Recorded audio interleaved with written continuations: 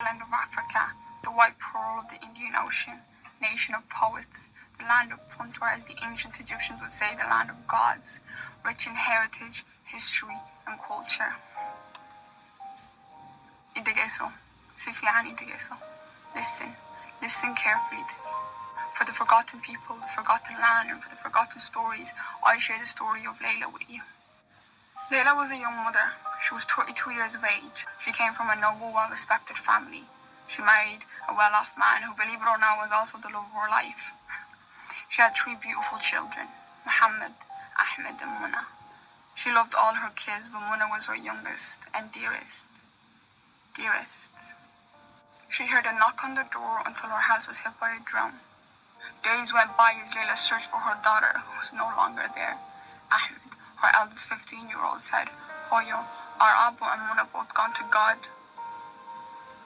Ahmed and his little brother Muhammad woke at night, whispering, "Abu Masono Lalina, Dad is no longer coming back. We have to take care of Mother."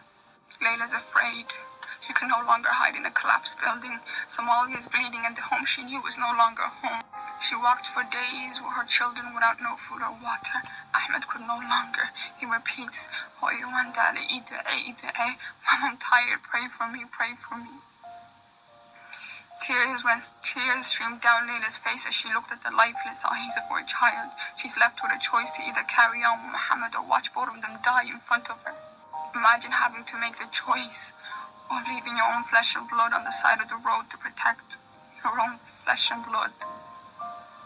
Blistered and bleeding, yet she keeps walking. Her last child could no longer. Thoughts after thoughts come into her mind. She can't bear to lose another child, not her last. She sees a nearby tree and she places her child on the shade and says, "Sarah, the wife of Ibrahim alayhi salam, peace and blessings be upon him, left her child Ismail so to seek help. I'm not bad. She runs into the thick air of the desert, comes across a village and says, Ya Awiya, help me. Aruti.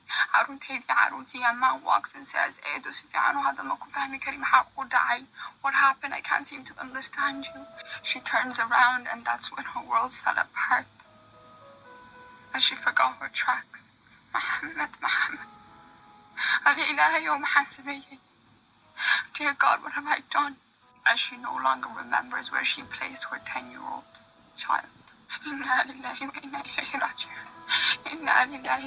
ilayhi raji'un. To God we belong, and to Him we shall return. To God we belong, and to Him we shall return. These are the last words she utters in the mental hospital.